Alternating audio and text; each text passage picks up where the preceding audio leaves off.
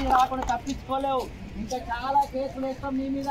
నువ్వు మిగతా యూనియన్ లాగా సిఐకి కాదు, సిఐటికు చాలా తెలుసు, హక్కులని తెలుసు, చట్టాలని తెలుసు, సముద్రంలో నిండా మునిగొచ్చిన వాళ్ళం. అందుకే చెప్తున్నా, ఈ మురళి ఎస్ఆర్ చెప్తాడు, నాకు డీసీఎల్ చెప్తే వస్తా అంటాడు, డీసీఎల్ కావాలని చెప్తాడు. మరి డీసీఎల్ 3 సార్లు ఫోన్ చేస్తే ఎందుకు రాలేదు, ముఖం లేదు నీకని అడుగుతున్నా. వీళ్ళకి మేనేజర్లకు డీసీఎల్ ఫోన్ చేసినాడు 3 సార్లు, డీసీఎల్ లెటర్ పంపించును. అందుకే మళ్ళీ చెప్తున్నా, ఇక్కడ హెచ్ఆర్ వాళ్ళు కానీ ప్లాంట్ మేనేజర్ ఎక్కువ హుషారు చేస్తే మీ ఎండీకి అరెస్ట్ వారెంట్ పంపిస్తా. ఖబర్దార్ ఇప్పటిదాకా ఎవరు పంపరు. కానీ లీగల్ ప్రకారం, చట్టం ప్రకారం నువ్వు మీటింగ్ రాకపోతే ఫైనల్గా జరిగేది ఏంటంటే ఈ కంపెనీ ఎండీ అరెస్ట్ వారెంట్ పోతుందని కూడా గుర్తుపెట్టుకోండి. మనం ఏమడుగుతున్నాము, ఇవాళ పర్మనెంట్ అడుగుతున్నాము. 16 ఏళ్ళు, 15 ఏళ్ళు, 18 ఏళ్ళ నుంచి పనిచేస్తున్నాం సుగంధ ఫార్మాల. కంపెనీ గోడ వెక్కినప్పటి నుంచి పనిచేసే వాళ్ళు ఉన్నారు మా కార్మికులు. ప్రొడక్షన్ వాడకూడదు, కోర్ డిపార్ట్మెంట్లో పని చేయించకూడదు, ఏమనంటే కాంట్రాక్ట్ లేబర్ అంటారు. నీకేమన్నా బుర్రుంటే చదువుకో, కార్మిక చట్టాలంటున్నా.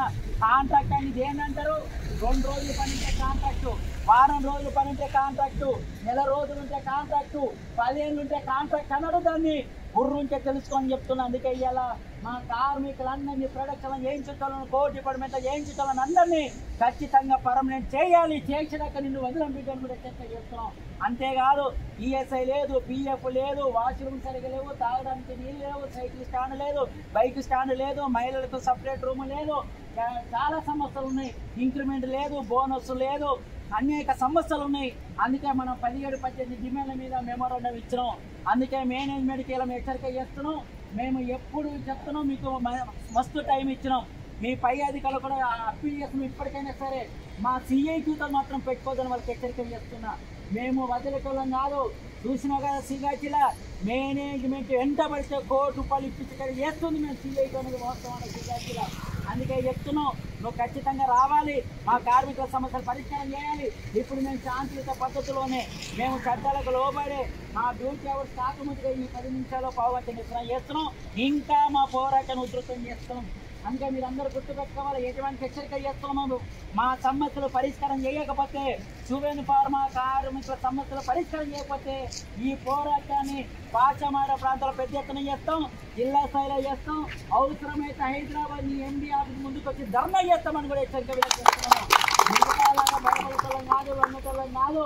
మేము ఎప్పుడు వింటామంటే మా కార్మికుల సమస్యలు పరిష్కారం చేస్తే వింటాం, లేకపోతే ఇంత సమస్య లేదు. అందుకే ఆ రకంగా మీ అందరు కూడా తెలియజేస్తున్నాను.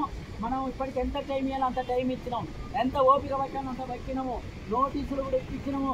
వీళ్ళు వస్తాయని చెప్తారు ఆడికి, కానీ రానే రారు. వీళ్ళు ఇంటి దగ్గర వస్తుందంటారు, బయలుదేరుతుందంటారు, కానీ రాకుండా ఆప్షన్ అవుతున్నారు.